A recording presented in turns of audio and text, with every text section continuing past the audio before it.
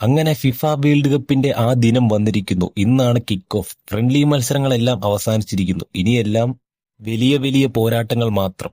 അവസാന ഫ്രണ്ട്ലി മത്സരങ്ങളിൽ ഇംഗ്ലണ്ടിനും പോർച്ചുഗലിനും വിജയം. 1-2 ഗോളുകൾക്ക് നൈജീരിയയെ പരാജയപ്പെടുത്തിയാണ് പോർച്ചുഗൽ വിജയിച്ചത്. എതിരില്ലാത്ത 3 ഗോളുകൾക്ക് കോസ്റ്ററിക്കയെ പരാജയപ്പെടുത്തിയാണ് ഇംഗ്ലണ്ടിന്റെ വിജയം. ഇതോടുകൂടി സൗഹൃദ മത്സരങ്ങൾക്ക് വിരാമമിട്ടുകൊണ്ട് യഥാർത്ഥ പോരാട്ടത്തിലേക്ക് കടക്കുകയാണ്. ജൂൺ 12 ഇന്ത്യൻ സമയം വെളുപ്പിനെ 12:30 ഫിഫ വേൾഡ് കപ്പിലെ ആദ്യ മത്സരം ആരംഭിക്കുന്നത്. മെക്സിക്കോയും സൗത്ത് ആഫ്രിക്കയും തമ്മിലാണ് ആദ്യ പോരാട്ടത്തിൽ ഏറ്റുമുട്ടുന്നത്. രണ്ടാം മത്സരത്തിൽ സൗത്ത് കൊറിയ ചെക്ക് റിപ്പബ്ലിക്കിനെയും നേരിടും. 48 ടീമുകൾ അണിനിരക്കുന്ന 2026 ഫിഫ വേൾഡ് കപ്പിൽ 39 ദിവസങ്ങളിലായി 104 മത്സരങ്ങളാണ് ആകെയുള്ളത്.